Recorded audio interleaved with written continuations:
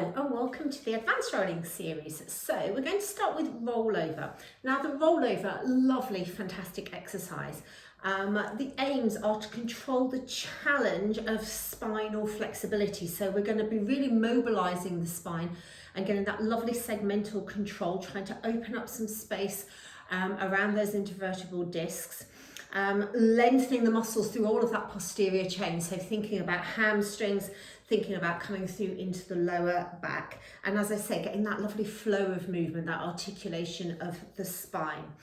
We'll get a stretch into that lower back, and that's an area that a lot of people struggle with, as we know, but there is a certain amount of mobility required for this exercise, so we'll look at some modifications that we might need to put in place. Let's start off with our little sequence.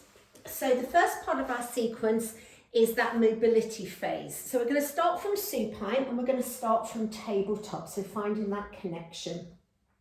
Inhaling us over to prepare, so finding pelvic floor, abdominal connection as we exhale, and we're just going to do a little reverse curl. So we're thinking about engaging through the shoulder girdle, engaging through the back of the arms, lovely big centering action, so that scoop up and control through the midsection as we start to let those knees come in towards the chest.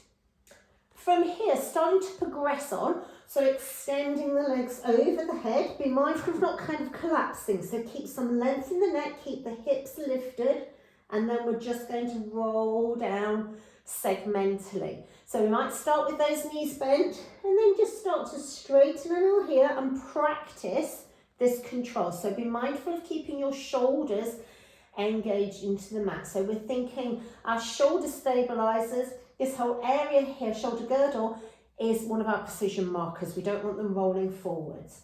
Progressing on to the full exercise, we're going to open over the body. We're going to touch the toes to the floor if possible. Open the feet just slightly wider than the hips, flexing those feet and segmentally imprinting your spine into the mat. We inhale to prepare, exhale. So again, one of the elements of control and giving us that precision of movement is our spine coming down in that lovely straight line. So no veering off to the side, thinking about that beautiful line that our body is making as we go down. From here, we're going to reverse that. So we're going to go back with the legs open, lengthening over and releasing down. So again, concentrating on keeping that abdominal connection. Do not let those abdominals dome as we go through. And as I mentioned at the beginning, be mindful of that length through the neck. And then releasing through. So obviously we've got a few people that this is not going to be suitable for. So we're thinking obviously our pregnant clients, we're not going to be taking them through the roll over. But also if somebody has got osteoporosis or bone density concerns, this would not be a suitable exercise. We can modify the exercise. So if we've got any concerns about people's lumbar mobility, or if they don't want to go inverted, you could just modify through to a little C curve. So helping them get that lumbar mobility and that centering that we want them to learn. So that would be a suitable modification. And then some people struggle to lift up to start off with that reverse curl action. So you could combine your rolling like a ball into the rollover just with the hands down so that they roll back and they use a little bit of momentum to start to come in and out of the movement.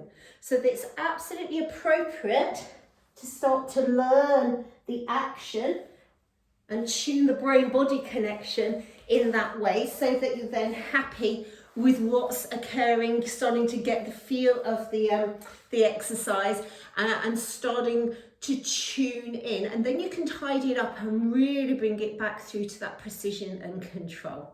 Have fun.